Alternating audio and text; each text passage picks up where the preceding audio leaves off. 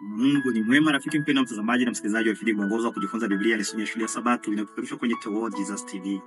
Tuko kwenye robo ya pili mwaka 2025 inayotufunza jinsi ya kuelewa unabii wa Biblia, na somo tumefikia kwenye somo la 7 kwenye juma hii ambalo linakuja likizungumzia kuhusu misingi ya unabii, misingi ya unabii.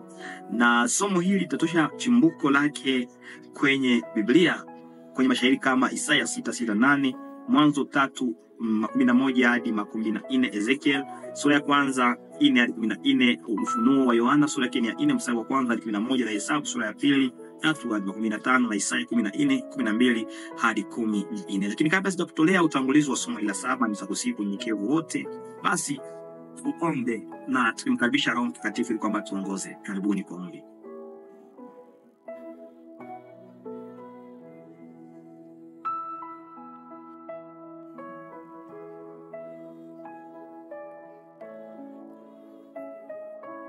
Amina. Mungu akubariki kwa yule ambaye ameomba. Tunakuwa kwenye fungu la kukariri ni kwenye Isaya sura yake ni ya 6:8. Sijui umeweza kulikariri somo hili, lakini tunakualika kukariri fungu hili. Isaya 6:8 ndio fungu la kukariri. Neno la Mungu linakuja likisema, kisha nikasikia sauti ya Bwana ikisema.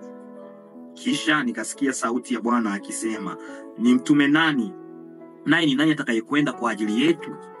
Ndipo niliposema, mimi hapa nitume mimi. Bwana Yesu asifiwe. Huyu nabii Isaya ambaye wakati amejikuta kwenye uwepo wa Mungu baada ya kusafishwa na kutakaswa akakubali wito wa Mungu. Sijui pia kwa sauti ya Mungu anapokuita ni mtume nani, unaitikiaje kwa sauti kama na hiyo?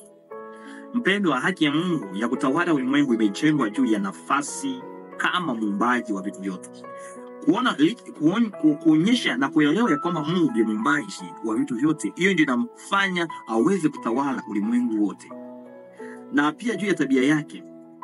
Kwa hivyo mpendwa mtazamaji na msikilizaji, juma hili kitu ambacho tunakuja kujifunza, tutaingia ndani zaidi katika maono ya chumba cha enzi na kufikiria jinsi jamii ya wanadamu ilivyohusiana na Mungu mtakatifu na jinsi kafara ya Kristo anavyoturejesha na kutuleta karibu na kiti cha enzi.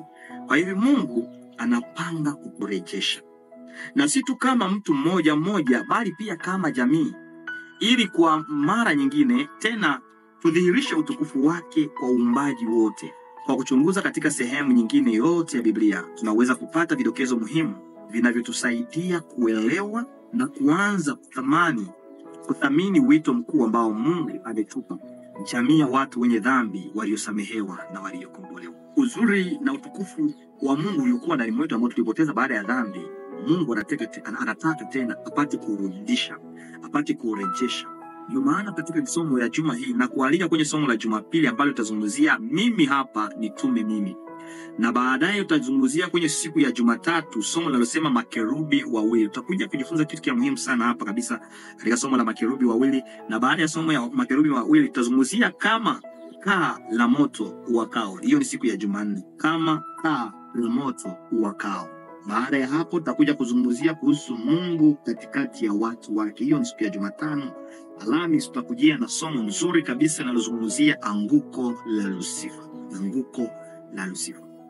Ninachokuomba rafiki yangu mpendwa na mtazamaji na msikilizaji ni kwamba Mungu akusaidie. Amua katika juma hii kutokosea mojawapo wa masomo ambayo inakuja kutufunza zaidi. Tunakuja kuelewa mambo mengi sana kabisa kupitia somo ambalo tunakuja kujifunza kwa juma hii. Mimi nitakuombea kwa upande wangu, Mungu akubariki na akupatie muda. Nawe pia kubali kupokea hiyo baraka na kuacha kazi zingine ili kwamba ujifunze neno la Mungu kupitia lesoni ya shule ya Sabato.